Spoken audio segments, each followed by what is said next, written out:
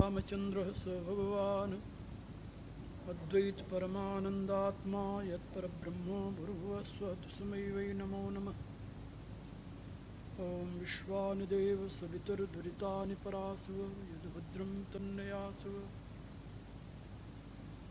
ॐ कृष्णाय वासुदेवाय हरये परमात्मने प्रणतक्लेशनाशाय गोविन्दाय नमो नमः। ॐ यस्मिन् सर्वं यतो सर्वं यः सर्वं सर्वतश्चयः यश्च सर्वमयो नित्यं तस्मै सर्वात्मने नमः। तस्मै सर्वात्मने नमः।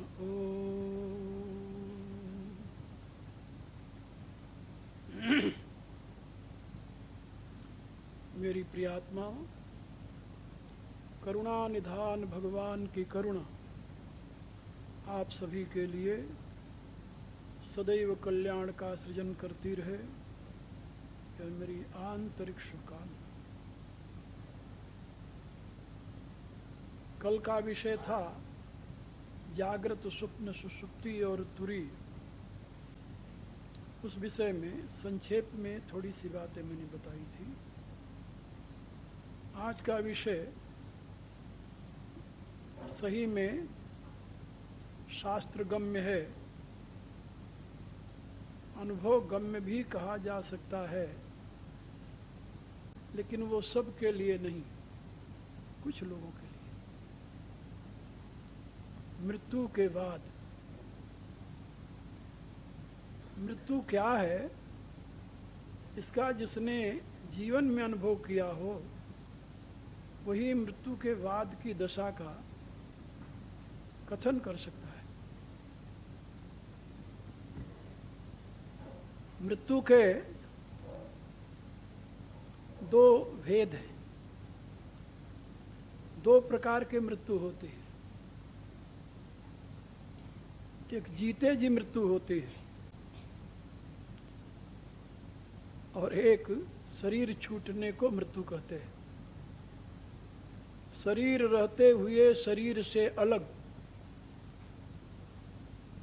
अपने आप को कर ले, यह साधना का विषय है। सामान्य लोगों के लिए सुलभ नहीं है।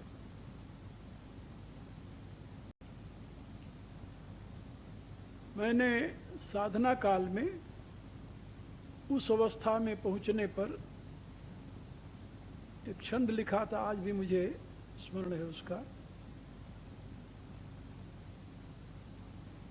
मरने का रहस्य है गुप्त सखे, पर जान इसे बिरले कोई पाते। जिन जान लई मरने की कला, मर के फिर वे मरने नहीं आते। मरना किस भांति हो जीवन में, बस बावरे योग यही सिखलाते। प्रिय पाते वही जन संत कहें, जग में जिन जीवत ही मर जाते। ये मैंने 1962 में लिखा था। एक अवस्था होती है जिस अवस्था में साधक अपने शरीर को छोड़ करके अपने आप को बाहर कर देता है और शरीर निश्चेष्ट मृतवत होकर के पड़ा रहता है और वो देखता है और अपनी इच्छा अनुसार पुनः उस शरीर में प्रवेश करता है।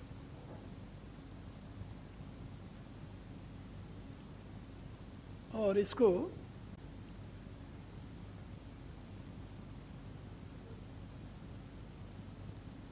योग दर्शन में महर्षि पतंजलि ने महाविदेहा स्थिति कही है। लेकिन ये बातें सीधे से समझ में आने वाली नहीं हैं, इसलिए इसकी विशेष चर्चा करना मैं उचित नहीं समझता। इतना अवश्य आपसे कहूँगा कि जैसे आप स्वप्नावस्था में इस शरीर से बाहर जाते हैं और बाहर के दृश्य को देखते हैं, घूमते हैं, फिरते हैं, वो जो तत्व स्वप्नावस्था में शरीर से बाहर जाकर देखता है सारा दृश्य, वही तत्व जागृत अवस्था में जब बाहर जाने की क्षमता प्राप्त कर ले और इस शरीर से निकलकर अपने अभिष्ट स्थान पर जाकर वहाँ के दृश्य को देखे, वहाँ के लोगों से मिले, वहाँ के लोगों से बातचीत करे, वहाँ की गतिविधि को जानकर पुनः इस शरीर में आ जाए, ये वो अवस्था है योग की जिसे विदेहा अवस्था कहते हैं। शरीर में रहते हुए भी शरीर से अलग हो जाए तो उस अवस्था में ये शरीर मृतकवत निश्चेष्ट पड़ा रहता है। और जैसे हम दूर से आते हैं अपने घर में प्रवेश करते हैं, इसी प्रकार से योगी उस अवस्था में भ्रमण करके आता है, शरीर में प्रवेश करता है। और जब इस शरीर में प्रवेश करता है तो इस शरीर में पुनः गतिविधि चलने लगती है। आप लोगों ने एक कहानी सुनी होगी, वो कहानी है इसलिए कहानी कह रहा हूं, यथार्थ है लेकिन कहानी के रूप में है कि जब आचार्य शंकर, जगत गुरु शंकराचार्य, आदि शंकराचार्य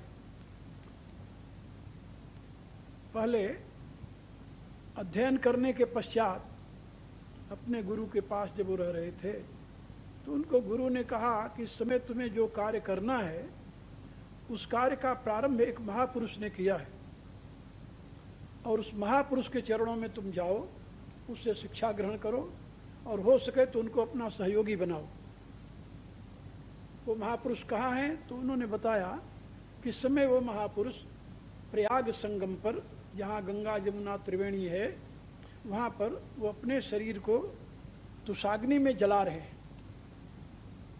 तो आचार्य शंकर गुरु के आदेशानुसार वहाँ पहुँचे। जाकर देखा तो एक महापुरुष ये धान की जो खुही होती है, तुष कहते हैं संस्कृत में, उसको इकट्ठा करके उसी के ऊपर बैठे थे।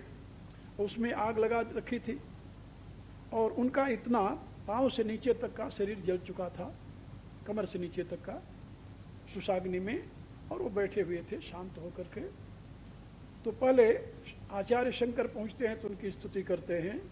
स्तुति करने के बाद उनसे पूछते हैं कि आप ये क्या कर रहे हो, क्यों अपने आप को जला रहे हो, आप इतने महान पुरुष हो करके ये आप क्यों ऐसा कर रहे हो? तो उन्होंने बताया कि जो व्यक्ति अपने गुरु का अपमान करता है उसके लिए दुनिया में कोई प्रायश्चित नहीं है, केवल एक ही प्रायश्चित है कि वो तुषाग्नि में अपने आप को जलावे, तिल तिल करके जले इस ढंग से। तो मैंने अपने गुरु का अपमान किया है इसलिए मैं अपने आप को जला रहा हूं। ये हमारे शास्त्र की मर्यादा है, उसका मैं पालन कर रहा हूं। आचार्य शंकर बड़े आश्चर्य में पड़े कि आपने अपने गुरु का अपमान कैसे किया, कहाँ किया? तो उन्होंने कहा कि देखिए, यद्यपि मैंने छल से गुरु स्वीकार किया था, बौद्धों ने उस समय भारत में वैदिक धर्म का खंडन किया और बौद्ध धर्म को राजधर्म बना दिया और पूरे भारत में वैदिक धर्म का नाम लेने वाला कोई नहीं रहा। एक ऐसी स्थिति आई थी। तो काशी राज की कन्या, महाराजा काशी नरेश उस समय जो थे, उनकी पुत्री अपने बालकनी में बैठ करके रो रही थी। तो एक 12 साल का लड़का गंगा स्नान करके जा रहा था, तो उसके पीठ पर उसके आंसू गिरे। उसने देखा कि ये पानी मेरे पीठ पर कहां से आ गया, बादल तो है नहीं। ऊपर झांक कर देखा तो एक लड़की बैठी रो रही थी, राजकुमारी। तो उसने उससे पूछा कि तुम्हारे रोने का कारण क्या है, किम कारणम तव रोदन? तो उस लड़की ने कहा, किम करोमि क्व गच्छामि को वेदान उद्धरिष्यति। रोते हुए इस लड़की ने कहा कि मैं क्या करूं, कहां जाऊं, किसके पास जाऊं, वेदों का उद्धार कौन करेगा, इसलिए मैं रो रही हूं। इस समय वेद की व्याख्या जो है, वेद का जो महत्व है वो समाप्त हो गया है बौद्ध यानी प्रचारकों के द्वारा। अब इसका उद्धार दोबारा कौन करेगा, इसलिए मैं रो रही हूं। तो उस 12 साल के बच्चे ने प्रतिज्ञा करते हुए कहा कि मां विसूची बरारोहे भट्टाचार्योस्मि भूतले कहा कि हे बरारोहे, हे सुंदरी, तू रो मत, चिंता मत कर। अभी भट्टाचार्य इस पृथ्वी पर जीवित है, इसलिए मेरे होते हुए वेद का कोई भी अपमान नहीं कर सकता और न तो इसका खंडन कर सकता है। ये प्रतिज्ञा की उस बालक ने, 12 साल के बच्चे, और उसने निर्णय लिया कि मैं बौद्धों से शास्त्रार्थ करके उनको परास्त करूंगा। लेकिन पहला प्रश्न ये हुआ कि बौद्धों के शास्त्रार्थ करने के पहले ये तो जान लेना चाहिए कि बौद्धों का विचार क्या है और उनका रहस्य क्या है। तो वो बालक जाकर के बौद्ध बन गया, और नालंदा विश्वविद्यालय था उस समय भारत का, जो बौद्धों का गढ़ था। ये नालंदा विश्वविद्यालय हिंदुओं सनातनियों का नहीं था, ये बौद्धों का था। हिंदुओं का तो तक्षशिला था, और बौद्धों का जो था वो नालंदा विश्वविद्यालय था। ये इतिहास की घटना आपको सुना रहा हूं। तो वो जा करके बौद्ध बन करके वहाँ का जो सबसे बड़ा आचार्य था उससे शिक्षा ग्रहण करने लगा, और वहाँ कुछ दिन रहकर जब शिक्षा ग्रहण किया तो एक दिन 7वें मंजिल पर उसका आचार्य पढ़ा रहा था। तो आचार्य की बातें सुन करके वो बालक रोने लगा। जब तो आचार्य ने पूछा कि तुम रो क्यों रहे हो? तो उस बालक ने उत्तर दिया कि मैं इसलिए रो रहा हूं कि मेरा आचार्य मिथ्या भाषण कर रहा है। ये सुनकर के आचार्य को बड़ा क्रोध आया कि तुम कैसे कह सकते हो मैं मिथ्या भाषण कर रहा हूं? वेद का खंडन कर रहा था। यदि मैं मिथ्या भाषण कर रहा हूं तो सत्य क्या है? तो बालक खड़ा हो गया, सत्य की व्याख्या, वेद की व्याख्या करने लगा। अब गुरु शिष्य में शास्त्रार्थ हो गई, और आखिर में शास्त्रार्थ में उसने पराजित कर दिया उसे, गुरु को। जब पराजित कर दिया तो वहां पर जितने बौद्ध थे तो बौद्धों की यूनिवर्सिटी थी। उन्होंने निश्चय किया कि यदि ये समाचार बाहर मिल गया कि एक ब्राह्मण बालक ने बौद्ध आचार्य को पराजित कर दिया, तो ये बौद्ध धर्म यहां से समाप्त हो जाएगा, क्योंकि राजधर्म बौद्ध धर्म था, और राजा उसी धर्म को स्वीकार करता था जो विजयी हो। अब उन्होंने निश्चय किया कि इसको मार देना चाहिए, यहां से जीवित जाने न पावे। तो बालक समझ गया कि अब ये हमें मारने की युक्ति ढूंढ रहे हैं। बालक तो नहीं थे उस समय, अब जवान हो गए थे वो। तो उन्होंने निश्चय किया कि हमें किसी प्रकार से बचना है, लेकिन इन अविश्वासियों के हाथ से मरना नहीं है। आप जरा कल्पना कीजिए, वह जवान 7 मंजिले के ऊपर पढ़ रहा था। आचार्य ने पूछा कि तुम्हारा वेद सत्य है, जो तुम कह रहे हो ये सत्य, इसका प्रमाण क्या है? उसने कहा कि देखिए, मैं यहां 7वें मंजिल से छलांग लगाता हूं नीचे। यदि वेद सत्य है तो मैं जीवित रहूंगा, और नहीं सत्य है तो मैं मर जाऊंगा। तो बौद्ध तो चाहते थे कि मर जाए, और उनको तो कल्पना भी नहीं थी कि 7वें मंजिल से जो आदमी गिरेगा, आप सोचिए, वो जीवित बचेगा। नालंदा विश्वविद्यालय के अभी अवशेष पड़े हुए हैं। मैं वहां कई बार गया हूं इतिहास की खोज में, और देखा है। और आज भी उनके एक एक मंजिल को आप देखिए तो आपको हैरानी होगी। 12 फुट 15 फुट का एक मंजिल है, इतना ऊंचा। और फिर 7 मंजिल कितना ऊंचा रहा होगा, जरा कल्पना कीजिए। और वहां से उसने निश्चय किया कि मैं यहां से कूद रहा हूं। उन्होंने कहा हाँ ठीक है, और उसने वहां से प्रतिज्ञा की कि यदि वेद सत्य है तो मेरी रक्षा करेगा। इतना कहकर 7वें मंजिल से छलांग मारा। और जब नीचे गिरा तो उसका एक घुटना, उसका एक जो था, एक टूट गया। इसी के बल से गिरा वो, और जैसे हनुमान जी बैठते हैं ना, ऐसे वो वीर आसन से गिरा, तो घुटने में चोट लगी उसके, ये टूट गया। बाकी उसका जीवन वैसे रहा। अब लोग दौड़ करके नीचे आए, देखा तो जीवित था। उसने ललकारा कि देखो वेद सत्य है। तो एक ने पूछा कि फिर तुम्हारा घुटना कैसे टूट गया? उसने तुरंत कहा कि मैंने एक गलती की है। मैंने कहा यदि वेद सत्य हो, वो यदि शब्द जो मैंने कहा, उसके नाते मेरे को यह दंड मिला है। बस ऐसा निर्णय किया, तुरंत बौद्ध धर्म समाप्त हो गया, राजधर्म वैदिक धर्म हो गया। वैदिक धर्म की स्थापना करके उस महापुरुष ने एक पुस्तक लिखी अपने सिद्धांतों की, और पुस्तक लिखने के पश्चात उसने निर्णय किया कि मैंने गुरु को पराजित किया। उसे गुरु तो स्वीकार किया था ना, तो मैंने गुरु को पराजित किया है, इसलिए अब मैं अपने आप को तुषाग्नि में भस्म करूंगा, तभी हमारे धर्म की प्रतिष्ठा होगी। तो उस समय वो त्रिवेणी के संगम पर तुषाग्नि में अपने आप को जला रहे थे। उस महापुरुष का नाम था कुमारिल भट्ट। आचार्य शंकर जब उसके पास पहुंचे, उसकी स्तुति की, उससे पूछा, तो उसने कहा कि देखो मेरा काम समाप्त हो गया, अब तुम्हारा काम शुरू होने वाला है और तुम्हारे काम में सहयोग देगा मेरा शिष्य, मंडन मिश्र नाम है उसका, उसके पास चले जाओ, वो तुम्हें सहयोग देगा। तो आचार्य शंकर मंडन मिश्र के पास गए। मंडन मिश्र कुमारिल भट्ट के बहनोई भी लगते थे और उनके शिष्य भी थे। उनकी छोटी बहन थी जिसका नाम था विश्व भारती, वो उन्होंने ही ब्याही थी अपने शिष्य को।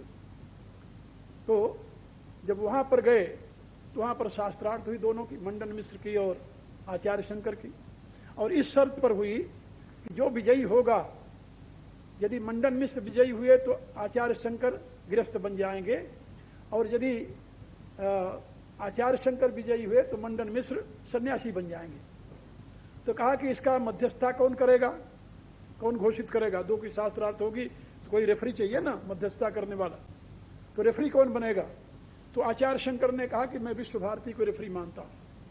वो भी महाविदुषी थी, क्योंकि उन दिनों ऐसा नहीं था कि स्त्रियां वेद नहीं पढ़ती, शास्त्र नहीं पढ़ती, महाविदुषी थी वो, और भट्ट वंश की कन्या थी वो। उसने कहा कि ठीक है। फिर दोनों का शास्त्रार्थ होने लगा, और शास्त्रार्थ होने में आखिर में जाकर के मंडन मिश्र हार गए। जब मंडन मिश्र पराजित हो गए तो विश्व भारती ने कहा उनसे कि देखिए अभी आपने आधा विजय प्राप्त किया है, अभी आधा रह गया है, क्योंकि जब आदमी विवाहित हो जाता है तो वो आधा होता है, अर्धांगिनी उसकी स्त्री होती है। तो आपने आधे को जीता है, अभी हमें नहीं जीता। आप मेरे से शास्त्रार्थ कीजिए, यदि आप मुझे जीत लें तब ये सन्यासी बन जाएंगे। तो जब उससे शास्त्रार्थ हुई तो आचार्य शंकर हार गए, जीत नहीं सके, कि उसने काम शास्त्र के प्रश्न कर दिया। शास्त्र तो हमारे यहाँ 6 हैं, अर्थशास्त्र है, धर्मशास्त्र है, काम शास्त्र है, मोक्ष शास्त्र है। तो उन्होंने काम शास्त्र का उसने प्रश्न कर दिया जिसका उनको पता ही नहीं था। जब पता नहीं था तो हार गए। तो उन्होंने कहा कि देवी तुम मुझे कुछ दिन के लिए मोहलत दे दे। कहा ठीक है, 6 महीने के लिए आपको मोहलत मिलती है। तो 6 महीने की मोहलत लेकर के आचार्य शंकर आते हैं, अपने शिष्यों से कहते हैं कि यहाँ तुम मेरे शरीर की रक्षा करना। ये जो मैं बता रहा हूँ जीते कैसे मरते हैं।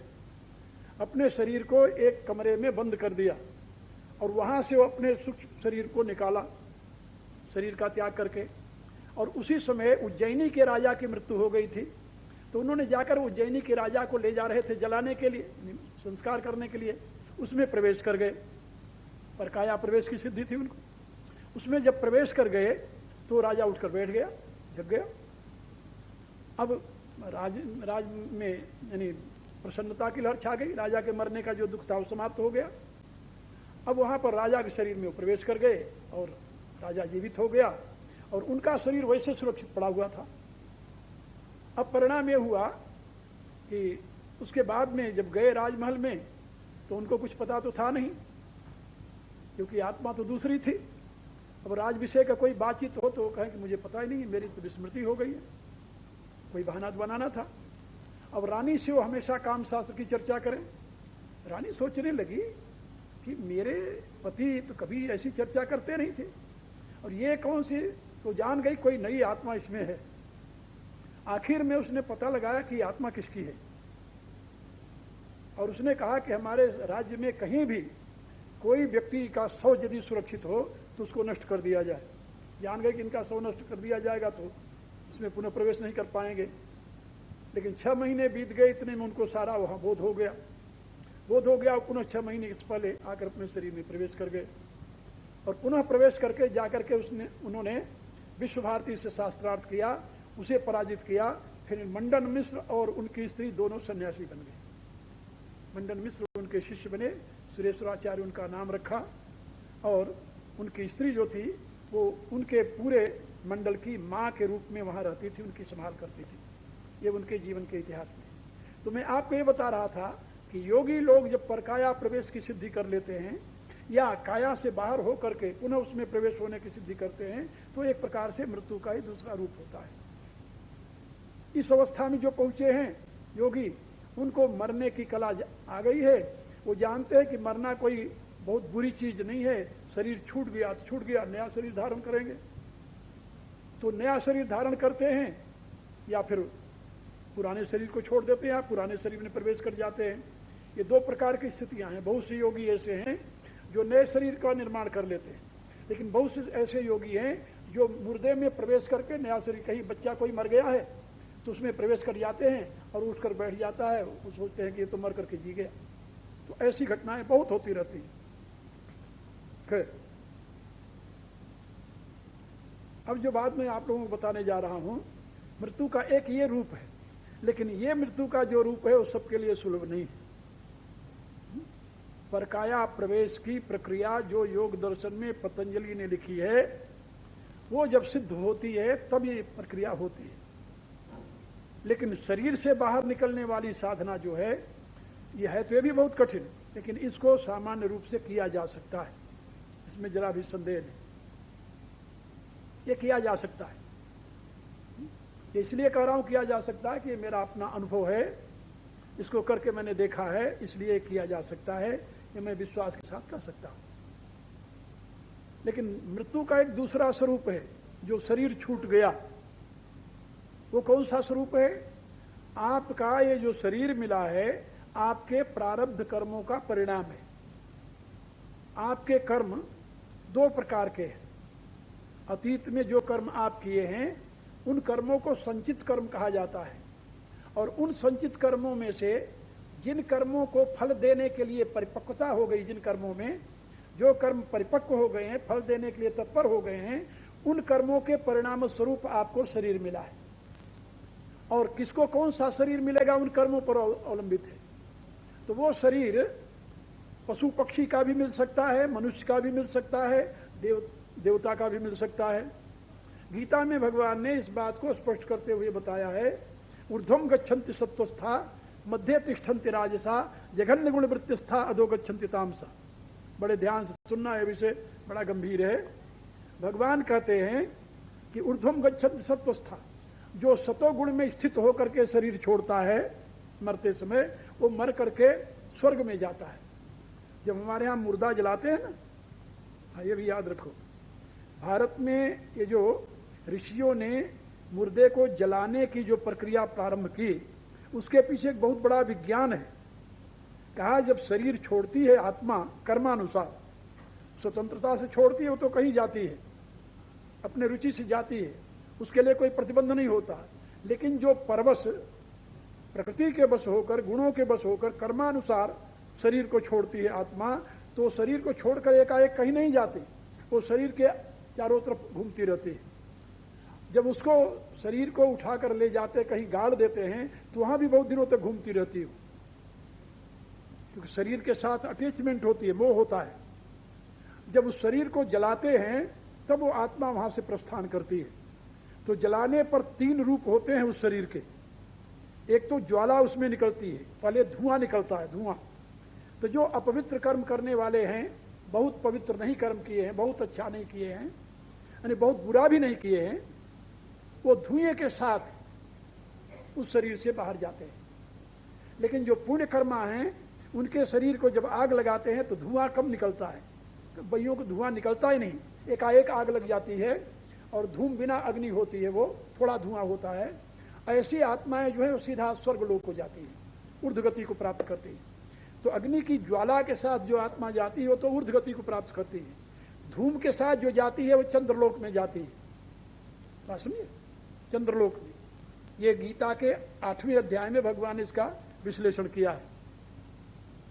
और जो आत्मा बहुत पतित है वो कहीं नहीं जाती, वो राख के साथ मिट्टी में मिलती है, उसकी ऊर्ध्व गति नहीं होती, उसकी अधोगति होती है। वो जो राख के साथ मिट्टी में मिलती है आत्मा, जो तो धूम के साथ जाती है, वो लौट करके मनुष्य योनि में आती है, ये कर्म योनि है। जो ज्वाला के साथ जाती है वो देवलोक को चली जाती है, वो लौट करके तुरंत नहीं आती, उसको आने में समय लगता है। लेकिन जो धूम के साथ जाती है वो बादलों में चली जाती है, बादलों से फिर वो वर्षा के साथ पृथ्वी पर आती है, वर्षा से फिर अन्न में जाती है, अन्न से पुरुष खाता है तो बीर्ज में जाती है, बीर्ज से फिर जाकर पैदा होता है। ये क्रम है उसका। ये धूम्रयान की व्याख्या है। लेकिन जो ज्योतिर्यान है, धूम्रयान नहीं है, ज्योतिर्मयान है, उससे जाने वाले स्वर्ग आदि लोकों में चले जाते हैं। वो एकाएक लौट करके नहीं आते, वो बहुत वर्षों बाद स्वर्ग का सुख भोग करके फिर वो छीड़े पुणे मृतलोकम विशंति, फिर मृतलोक में आते हैं। लेकिन जो पतित लोग हैं, जो तमोगुण से युक्त हैं, वो मर करके न तो धूम्रयान में जाते हैं और न तो अर्चियान में जाते हैं, ज्योतिर्यान। वो राख में मिलते हैं और राख में मिलकर उनकी आत्माएं जो हैं वो निम्न योनियों को जाती हैं, कुकर सूकर कीट पतंग आदि योनियों को प्राप्त होते हैं। इसलिए उनके लिए भगवान ने क्या कहा, जघन्य गुण वृत्तिस्था अधोगच्छन्ति तामसा। ऐसे तमोगुणी लोग जो हैं वो अधोगति को प्राप्त होते हैं। ऊर्ध्व गति, अधोगति, मध्य गति। तो मध्य गति को प्राप्त होने वाला कौन है? जो चंद्रलोक जाता है, यानी बादलों से मिलकर के यहां आता है। बात समझे? ये अन्न में जो जीवन है ये चंद्रमा से, चंद्रमा की किरणें यदि न पड़े तो अन्न पैदा नहीं हो सकता। बात समझे? अन्न जो है वो चंद्रमा से, चंद्रमा की किरणों से ही उत्पन्न होता है, इसलिए उसको चांद्र कहते हैं, सौम्य कहते हैं। अन्न का एक नाम सौम्य भी है, और क्योंकि सोम से पैदा होता है इसलिए। तो ऊर्ध्व गति को नहीं, धूम्र गति को प्राप्त करके पुनः मनुष्य योनि में आते हैं, ज्वाला की गति को प्राप्त होकर के स्वर्गलोक में जाते हैं, और राख के साथ मिलकर के अधो योनि को जाते हैं। ये तीन गतियां होती हैं। भगवान ने गीता के 14वें अध्याय में इसकी व्याख्या की है। ऊर्ध्वम गच्छन्ति सत्वस्था, मध्य तिष्ठन्ति राजसा, जघन्य गुण वृत्तिस्था, अधो गच्छन्ति तामसा। और ये जाति क्यों है, क्यों इनकी तीन गति होती है? तो इसके लिए भगवान ने बताया कि पुरुषः प्रकृतिस्थो ही भुंक्ते प्रकृतिजान गुणान कारणम गुण संगस्य सदस्य दो निजन्मसु। कहा कि जो पुरुष प्रकृति के पदार्थों के भोग में रत होता है, अब किस प्रकार के पदार्थ में उसकी अनुरक्ति हो गई, सात्विक पदार्थ में हुई है, राजस पदार्थ में हुई है या तामस पदार्थ में हुई है। यदि सात्विक पदार्थ में रति हुई है तो सत्कर्म को, सात्विक कर्मों का अनुष्ठान करता है वो। राजसिक पदार्थ में हुई तो राजसिक कर्मों का अनुष्ठान करता है, तामसिक पदार्थ में हुई तो तामसिक कर्मों का अनुष्ठान करता है। तो जिस प्रकार के कर्म का अनुष्ठान करता है उस प्रकार की उसकी गति होती है। तो कारणम गुण संगस्य सदस्य जन्मसु, भगवान कहते हैं गुणों में आसक्ति होने के नाते उसकी सद योनि में या असद योनि में, कीट पतंग आदि योनियों में वो जन्म लेता है। अभी अपने आप को देखना है, मनुष्य को अंतर्मुखी होकर विचार करना है कि उसकी किस गुण में स्थिति है, सतोगुण में स्थिति है या रजोगुण में स्थिति है या तमोगुण में स्थिति है। ऊर्ध्वम गच्छन्ति सत्वस्था, सतोगुण में स्थिति है तो उसको स्वर्गादि लोक की प्राप्ति होगी। मध्य तिष्ठन्ति राजसा, रजोगुण में स्थिति है तो वो मनुष्य लोक में आएगा, और तमोगुण में स्थिति है तो वो पशु पक्षी कीट पतंग आदि योनियों में जाएगा। मृत्यु के पश्चात की उसकी ये गति है। उपनिषदों में साफ शब्दों में ये बात बताई गई है कि पुण्यलोकम पापे न पाप योनि प्राप्त। पुण्य के द्वारा वह पुण्यलोक को प्राप्त करता है और पाप के द्वारा पाप योनियों में जाता है। ये मनुष्य की गति है मृत्यु के पश्चात। अब मृत्यु के पश्चात उसको जो गति मिलने वाली है, उसके बाद एक और प्रश्न होता है यहां पर, मरने वाला आदमी मर गया, फिर हम श्राद्ध क्यों करते हैं उसकी? क्या प्रयोजन है? वो तो अपने कर्मानुसार सुख दुख भोगेगा, जिस लोक में उस लोक में अपने कर्मानुसार उसे फल मिलेगा। कहा कि नहीं, ऐसा नहीं है। अपनी संतान के लिए ही उसने पुण्य और पाप किए, जितने कर्म किए हैं किसमें आसक्त होकर किए? संतान के लिए। हर एक व्यक्ति अपने लिए पाप नहीं करता और अपने लिए पुण्य भी नहीं करता। उसके दिमाग में बात होती है कि मैं शुभ कर्म करूंगा तो मेरे संतानों को अच्छा मिलेगा, और ये सब जानते हैं कि पाप कर्मों का परिणाम संतानों को भी भुगतना पड़ता है। हमारे बच्चेपन में हमें याद है, भारत में जब किसी से कोई कहता था कि तुम झूठी गवाही दे दो कोर्ट में चलकर, तो हाथ जोड़ता था कि नहीं भैया, मैं बाल बच्चे वाला आदमी हूं, मैं ऐसा काम नहीं कर सकता। कोई भी व्यक्ति पाप में कर्म करते समय 10 बार सोचता था कि मैं बाल बच्चे वाला हूं, मेरे को ऐसा काम नहीं करना चाहिए। मैं आपको एक घटना मेरे सामने हुई घटना मैं आपको बता रहा हूं। एक व्यक्ति था, जन्म से ब्राह्मण था, वो टीटी बन गया, ये जो रेलवे में टिकट चेकर होते हैं, ये बन गया, वो सर्विस में आ गया। उसकी कुवृत्ति ऐसी हुई कि नित्य प्रति वो मांस खाना और मदिरा पीना, उसका दो व्यसन हुआ। जो कुछ कमाए मांस खाए मदिरा पिए। एक लड़का था उसके और कोई संतान नहीं थी। एक दिन आया वो ड्यूटी से, तो उसकी स्त्री ने उस दिन मांस न बनाकर सब्जी बना रखी। आया, जब भोजन करने बैठा तो उसने कहा, जब सब्जी सामने आई तो उसने कहा, ये क्या दिया मुझे, मैं बैल हूं क्या, मुझे घास खिलाती। तो उसने कहा कि नहीं, ऐसी बात नहीं है, मैं गई थी खटिक के पास जो मांस बेचता, कसाई के पास, लेकिन उसके पास मांस थी नहीं। उसने कहा कि मैं बकरा आपके लिए काट सकता हूं यदि आप 1 किलो मांस लें तो अपन 1 किलो लेकर क्या करते, दूसरे दिन तो मांस खराब हो जाती है। तो हम चले आए, तो आज सब्जी खा लोगे।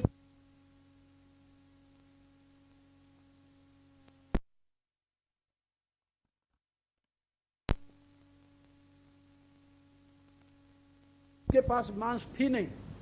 उसने कहा कि मैं बकरा आपके लिए काट सकता हूं यदि आप 1 किलो मांस लें तो अपन 1 किलो लेकर क्या करते, दूसरे दिन तो मांस खराब हो जाती है। तो हम चले आए, तो आज सब्जी खा लोगे तो क्या बिगड़ जाएगा। उसने कहा कि नहीं, तो खाया नहीं, उठ चला गया। थाली रखी हुई थी, लात से मारा और उसने गया, कहा तुम नालायक हो, तुम मुझे पशु बनाना चाहते हो। उठता हुआ करता हुआ चला गया। गया उस खटिक के पास जो कसाई था, उससे कहा कि भाई, उसी के यहाँ से मांस लेते थे हमेशा, उसके यहाँ गया, उससे कहा भाई तुम्हारे पास आज मांस नहीं था। बोले नहीं, तुम्हारी स्त्री आई थी, मैंने जवाब दे दिया। मैंने उससे कहा कि 1 किलो मांस यदि खरीदो तो मैं बकरा काट सकता हूं। तो उसने कहा चल 1 किलो दे दे, बकरा काट। उसने बकरा ला करके वो झटका मारा, बकरे का सर अलग गिरा, धड़ अलग गिरी। जब सर गिरा तो बकरे का सर उछलने लगा, क्योंकि एकाएक तो मरते नहीं प्राणी, और धड़ जो था इधर उछले। उसने मांस तो खाना शुरू किया था, लेकिन देखा नहीं था कैसे मारा जाता है। अब जब उसके धड़ और सर उछलने लगे, ऐसे ऊपर गिरे पृथ्वी पर, ऐसे ऊंचे निकले, तो वो कांप गया, ये क्या। खैर, अब उसने कहा था 1 किलो मांस उसने निकाल कर दिया, वो लेकर के चला आया, स्त्री को दिया, स्त्री ने मांस पकाया, खाने बैठ गया। और उस दिन उसका लड़का जो था वो गया था पढ़ने स्कूल। अब स्कूल से लौट करके आ गया, वो आया तो उसने देखा कि ये तो आज स्कूल से पहले क्यों चला आया। लड़के ने कहा मेरे पेट में दर्द हो रहा है। दर्द हो रहा है? बोला, कहा बहुत दर्द है। अरे कहा कोई चूरण वूरण खा ले, ठीक हो जाएगा।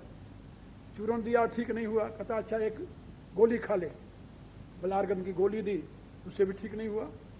वो चिल्लाने लगा मुझे दर्द हो रहा है। तो उसने कहा कि अच्छा रजा मैं खाकर चलता हूँ। खाने के बाद उसने उसे लिया, अस्पताल गया। अस्पताल गया तो अस्पताल वालों ने कहा कि इसको आप जल्दी से जल्दी या तो पीजीआई ले जाइए चंडीगढ़, या तो उसे इंडियन इंस्टीट्यूट दिल्ली में ले जाइए, ये हमारे बस का नहीं है, जल्दी ले जाइए इसे। और लड़के को लेकर घर आया। उसी दिन की बात बता रहा। जब घर आया वो, तो अब लड़का तड़पे, चिल्लाए वो, और ऐसे ऊपर उछले और नीचे गिरे। तो उसको याद आवे कि आज बकरे का सर ऐसे ऊपर उठता था, ऐसे नीचे गिरता था। 10 बजे ट्रेन चलती है, बठिंडा की बात है, शहर की, पंजाब में एक शहर है बठिंडा। 10 बजे वहां ट्रेन चलती थी, और ये शाम की बात। और अब इंतजार कर रहा था कि 10 बजे तो ट्रेन पर ले जाए इसे, लेकिन 9 बजे लड़का खत्म हो गया। 9 बजते ही खत्म हो गया। और उसको ये लगा कि वो जो जैसे बकरा मरा था, वैसे उसका लड़का तड़प तड़प करके मरा था। और उसने निश्चय किया कि ये मेरे पाप का परिणाम है। 13 साल का लड़का था उसका, जो उसके सामने से तड़प कर मर गया। उस दिन से मांस मदिरा सब छूट गया। और उससे पहले जब मैं वहां जाता था, मेरे पास आता था, वो प्रणाम करता था, लोग उसको कुंभकर्ण कह करके पुकारते थे कि ब्राह्मण था जन्म से और मांसाहारी था, तो लोग उसे कुंभकर्ण कहते, राक्षस न कह करके उसका नाम लोगों ने कुंभकर्ण रख रखा था। अब जब आया मेरे पास, मैं गया दोबारा, तो आया तो राम नामी ओढ़े हुए, हाथ में वो माला और वो थैली, है ना। मैंने उससे पूछा, हम कहा क्यों भाई, बंसी, बंसी नाम था उसका, ये क्या हुआ रे, ये कैसे बदल गया? उसने कहा गुरुदेव, मैंने अपने सामने अपने करने का फल पा लिया। पहले सुना करते थे कि पिता का पाप जो है वो पुत्र को खाता है, लेकिन मैंने तो अपने आंख से सामने देख लिया। इसलिए अब मैं वो नहीं हूं जो कुंभकर्ण था, अब तो आपके सामने मैं विभीषण होकर बैठा हूं। यानी मेरे कहने के प्राय कि मनुष्य जो पाप पुण्य करता है वो उसके संतान के हिस्से में आता है, क्योंकि आत्मा वही जाए तो पुत्र है। शास्त्र कहता है कि पिता की आत्मा ही तो पुत्र रूप में प्रकट होती है। अब परिणाम में होता है कि पुत्र के द्वारा जो शुभ कर्म किया जाता है उसमें बाप को हिस्सा मिलता है। इसलिए मृत्यु के पश्चात जब पुत्र कोई शुभ कर्म करता है, जिसको श्राद्ध कहते हैं, हमारे यहां श्रद्धा और श्राद्ध ये दो अलग अलग शब्द हैं। जीवित व्यक्ति के लिए जो सेवा उसकी की जाती है उसको श्रद्धा कहते हैं, और वही व्यक्ति मरने के पश्चात उसके लिए जो कुछ किया जाता है उसको श्राद्ध कहते हैं। ये श्रद्धा से श्राद्ध होता है, याद रखो। और वो आत्मा जहां भी कहीं है, नीच योनि में है या ऊंच योनि में है, या स्वर्ग में है या अमृतलोक में, मनुष्य लोक में है, जहां भी कहीं है, पुत्र के द्वारा किए हुए शुभ कर्म का परिणाम उसे अवश्य मिलेगा। शुभ कर्म, जो सत्कर्म करता है पुत्र, उसका परिणाम उस आत्मा को मिलता है। क्योंकि जिस समय वहां पर वो यानी पिंडदान करता है या श्राद्ध करता है, तो वहां पर मंत्र बोला जाता है। उस मंत्र में उसका नाम, उसका गोत्र, उसका व्यक्ति, उसका कुल, ये सबका यानी सबका संकल्प के साथ पढ़ते हुए कहा जाता है कि इस नाम का जो व्यक्ति अमुक तिथि को, अमुक समय में, अमुक स्थान से जो शरीर त्यागा है, वो जहां भी कहीं है उसको इस पुण्य का परिणाम मिले। तो ये नहीं सोचना कि यहां पूड़ी खिलाते हो तो उसको पूड़ी मिलती है, नहीं, ये तो मूर्खता है। लोग सोचते हैं जो उसका पुण्य मिलता है। हर एक काम में जो दान देते हैं, दान का पुण्य होता है ना, तो पुण्य का परिणाम उसे मिलता है। वो पदार्थ नहीं मिलता, पुण्य मिलता है उसका। इसलिए हमारे यहां श्राद्ध की व्यवस्था है, क्योंकि आत्मा है और वो किसी अन्य योनि में है, जिस योनि में वो गया है। अब आप तो नहीं जानते ना कि यहां से जब आप कोई एड्रेस लिख करके पत्र भेजते हैं भारत, तो 6,500 मील 5,500 मील कैसे पहुंच गया भाई? वहां डाकिये ने कैसे जाना कि इनका पत्र अमुक जगह से आया, यहीं पहुंचना चाहिए? कहे तो सरकार की व्यवस्था है, यहाँ के सरकार की, वहां के सरकार की। अरे भले आदमी, यहाँ की सरकार वहां की सरकार जो एक दूसरे को जानते नहीं, यदि ऐसी व्यवस्था दे सकते हैं तो वो सरकार और ये सरकार क्यों नहीं व्यवस्था दे सकती? उन बुद्धि के दुश्मनों से पूछो कि उस परमात्मा के विधान में सारा है कि नहीं है। जब हम संकल्प करते, शब्द में शक्ति है कि नहीं है, और शब्द में वेब्स है कि नहीं है। जब आप किसी आत्मा का चिंतन करते हैं तो आपके मन की वेब्स, आपके मन की तरंग वहां जाकर उसे स्पर्श करती है। आप नहीं जानते हो किस रूप में है, लेकिन आपका मन जानता है वो किस रूप में है। ये बात याद रखिए। सीमा में आपका शरीर है, सीमा में आपकी इंद्रियां हैं, मन आपका सीमा में नहीं है। आप यजुर्वेद के 6 मंत्र हैं, जिसको हमारे यहां शिव संकल्प मंत्र कहते हैं। आप उन मंत्रों को पढ़िए, आपको पता चलेगा कि मन की व्यापकता कितनी महान है। उस मंत्र का अंतिम वाक्य है, तन्मे मनः शिव संकल्पमस्तु, यजुर्वेद में। और अथर्ववेद में तो उसको और लंबा बताया गया है, बड़े लंबे। उसमें तो कई मंत्र हैं, उसके 6 मंत्र नहीं है। ये ऋग्वेद में वही मंत्र है, तन्मे मनः शिव संकल्पमस्तु। ऐसा मन यज्जाग्रतो, जो जागृत अवस्था में दूरमुपैति दिव्यम, दूरमुपैति, कहीं भी हो मन आपका वहां पहुंच जाता है। ये मन, बुद्धि, चित्त, ये सब पर्यायवाची शब्द हैं, याद रखना। ये सब एक दूसरे से मिले हुए हैं। अहम, अहम के प्रवाह का नाम ही मन है, और बुद्धि में स्फुरित होने वाली जो चेतना उसका नाम अहम है। बात समझे? बुद्धि में स्फुरित होने वाली चेतना को अहम कहते हैं, और अहम की जो गति है उसका नाम मन है। क्योंकि जब अहम बुद्धि में लीन हो जाता है तो वहां मन नहीं रहता, घोर निद्रा में। कल मैंने बताया था आप लोगों को। इसलिए इस शरीर से जब सूक्ष्म शरीर अलग होता है तो मन उसके साथ जाता है। भगवान ने गीता के 15वें अध्याय में कहा, मन षष्ठानि इंद्रियाणि प्रकृति स्थान कर्षति। जब इस शरीर से आत्मा निकलती है तो अपने साथ क्या ले जाती है? मन षष्ठानि इंद्रियाणि, मन के सहित 5 ज्ञान इंद्रियां। तो कर्म इंद्रियां तो यही रह जाती हैं, लेकिन 5 ज्ञान इंद्रियां और एक मन, मन षष्ठानि इंद्रियाणि प्रकृति स्थान कर्षति। और वो उनसे खींच करके ले जाती है। और कैसे ले जाती है? तो बताए, वायुर्गंधा निवास याद। जैसे जब यहां से वायु गुजरती है तो यहाँ गंध हो, सुगंध हो, उसको भी साथ लेकर जाएगी, दुर्गंध हो तो उसको भी साथ लेकर जाएगी। कहीं दूर आप रहे तो वहां से आपको सुगंध और दुर्गंध का पता लगेगा कि वहां कोई जरूर गंदी चीज है जिसकी दुर्गंध आ रही है, या वहां कोई बहुत अच्छी चीज है जिसकी सुगंध आ रही है। तो जैसे सुगंध और दुर्गंध वायु ले जाती है, ऐसे ही आत्मा जो है वायुर्गंधा निवास्यात्, ऐसे आत्मा इस शरीर को छोड़ करके मृत्यु के पश्चात आपकी 5 ज्ञान इंद्रियां और मन को साथ लेकर के जाता है। बात समझे? और फिर आपकी गति उसी प्रकार से होती है, या मति सा गति। जैसी आपकी मति होगी वैसे आपको गति मिलेगी। यदि मति शुद्ध है तो आपको शुभ गति मिलेगी, यदि अशुद्ध है तो अशुभ गति मिलेगी। यदि आपकी मति भ्रष्ट है, शराब पीने वाले जिनको अपनी होश नहीं है, मदिरा में जो मतवाले बने पड़े हुए हैं, उनको अपना ही पता नहीं है, ऐसी स्थिति में उनका शरीर छूटेगा तो किस योनि में जाएंगे? जहां घोर अंधकार है। असूर्या नाम ते लोका अंधे न तमसावृता तांस्ते प्रेत्याभिगच्छन्ति एके चात्मनोजना। वेद कहता है कि वो आत्महत्यारे हैं। ऐसे आत्महत्यारे उस योनि को प्राप्त करते हैं, असूर्या नाम ते लोका, जहां सूर्य का प्रकाश नहीं है।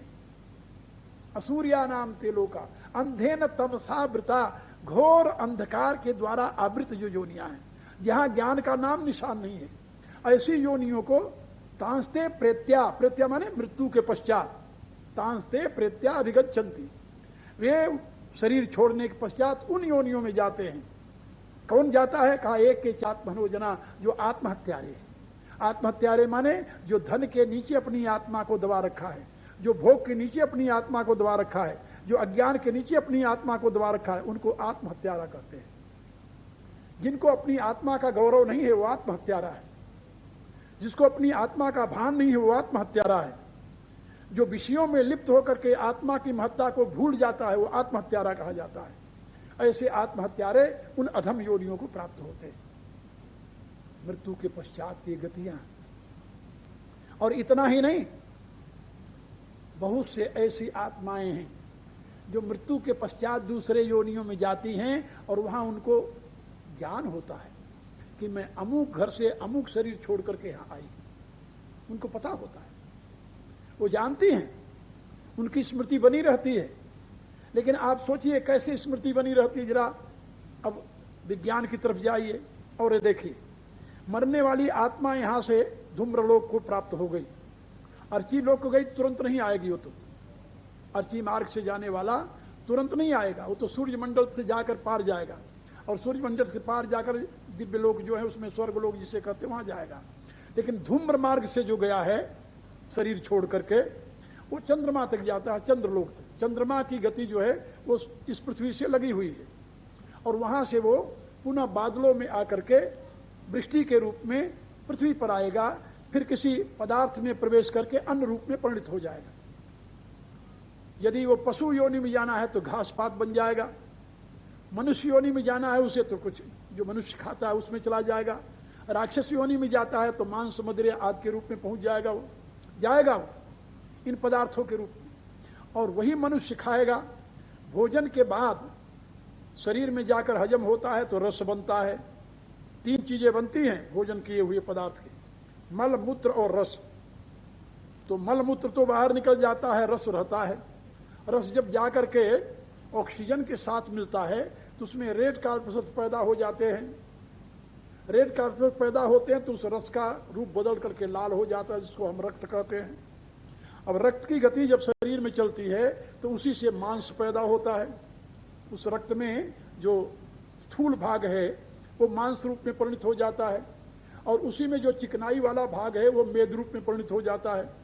उसी में जो फास्फोरस आदि के पदार्थ हैं वो हड्डी रूप में चले जाते हैं। अब हड्डी रूप में जो गया है तो हड्डी के अंदर एक होता है मेरो कहते हैं उसे, हमारी भाषा में मज्जा कहते हैं। अब वो मज्जा रूप में परिणित हो गया, और मज्जा की जब परिपक्वता होती है शरीर में घूमते घूमते हीट के द्वारा, तो पकते पकते जब उसका रस बन जाता है तो उसको वीर्य कहते हैं। वीर्य, रज और वीर्य, स्त्री में रज बनता है और पुरुष में वीर्य बनता है। अब वीर्य में होते हैं सपर्म, लेकिन स्त्री के माध्यम से आत्मा नहीं जाती, ये भी याद रखना। स्त्री के माध्यम से, स्त्री के रक्त में से कभी भी आत्मा का प्रवेश नहीं होता। आत्मा सदैव पुरुष के शरीर से जाती है। स्त्री के रज में आत्मा का निवास नहीं है। अब वो जो पुरुष के शरीर में जाती है तो वीर्य के साथ वीर्य में जीवाणु होते हैं, जिसको सपर्म कहते हैं, सपर्म वैज्ञानिक भाषा में। और एक सपर्म के अंदर क्रोमोसोम्स होते हैं, और क्रोमोसोम्स की संख्या होती है 22। इतने क्रोमोसोम्स होते हैं, और 22X कहते हैं उसे।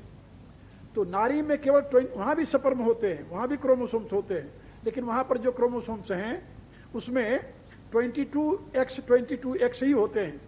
लेकिन पुरुष में 22X के साथ 22Y भी होता है। अब यदि 22X रहा तो उससे कन्या पैदा होती है, और यदि 22Y हो गया तो उससे पुत्र पैदा होता है। लेकिन होता यह पुरुष से है। चेतना पुरुष के शरीर से स्त्री के गर्भ में जाती है। स्त्री का शरीर तो उसको पालता है, उसको पोषता है, उसकी वृद्धि करता है, उसके शरीर का निर्माण करता है। लेकिन उसमें जो चेतना प्रवेश किया है वो पुरुष के वीर्य से किया है। इसलिए वहां पर शास्त्रकारों ने यह बताया कि आत्मा वही जायते पुत्र, पिता की आत्मा ही चेतना रूप में पुत्र रूप में परिणित हुई। अब इसमें आप देखिए कि आपके आहार का कितना बड़ा महत्व है, और सैंक्टिटी ऑफ सेक्स का कितना बड़ा महत्व है। यदि आपके सेक्स की पवित्रता है, आपके आहार की पवित्रता है, तो परिणाम क्या होगा? फिर सतोगुणी संतान उत्पन्न होगी। यदि सात्विक व्यक्ति हैं आप, यदि राजसिक व्यक्ति हैं तो रजोगुणी संतान उत्पन्न होगी, यदि तामसिक व्यक्ति हैं तो तमोगुणी संतान उत्पन्न होगी। ये आपके ऊपर निर्भर करता है किस प्रकार का आप आहार करते हैं, किस प्रकार का आप विहार करते हैं, किस प्रकार का व्यवहार करते हैं, उस प्रकार की संतान आप उत्पन्न कर सकते हैं। वैदिक साहित्य में संतान उत्पन्न करने की सारी विधियां बताई गई हैं। अभी आज लोग खोज रहे हैं कि हमें ऐसी व्यवस्था देनी चाहिए जिससे लोगों को पता चल जाए, लेकिन वैदिक साहित्य पढ़िए आप, उसमें सारी विधियां व्यवस्थित रूप से बताई गई। बृहदारण्यक उपनिषद के आखिरी अध्याय में सारा विवेचन किया गया विस्तार के साथ, उत्तम संतान कैसे प्राप्त की जाए। तो मैं आप लोगों को यह बता रहा था कि वो जीवात्मा जो संतान रूप में पैदा हुई है, किसी रूप में गई है, पशु में जाएगी तो पशु पैदा होगी, मनुष्य में आएगी तो मनुष्य रूप में पैदा होगी, कीट पतंग में जाएगी तो वहां पैदा होगी। अब जिस प्रकार के उसके कर्म है उसी व्यवस्था में तो जाएगी।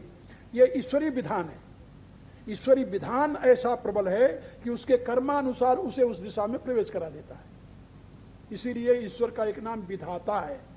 विधाता माने विधान करता, बात समझे। ईश्वरीय शक्ति जो है वो विधान करती शक्ति है, इसलिए उसे विधाता कहते हैं।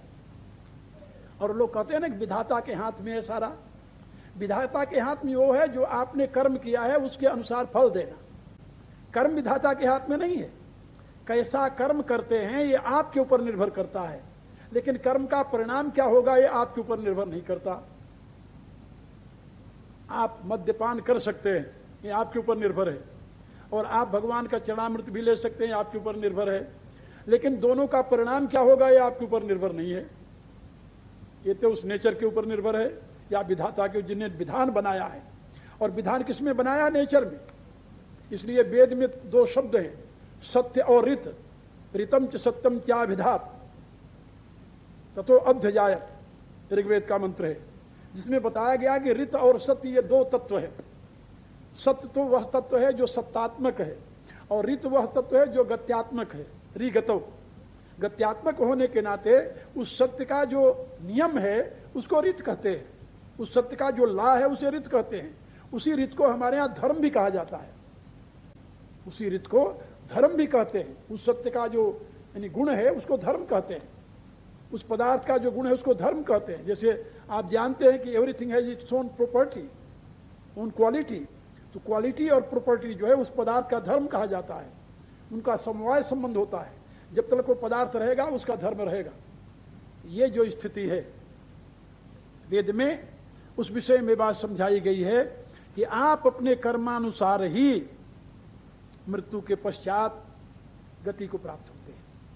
विधाता का उसमें विधान है, उसमें कोई फेरबदल नहीं करता हो, क्योंकि उसका किसी के साथ न तो मोह है और न तो किसी के साथ उसका द्वेष है।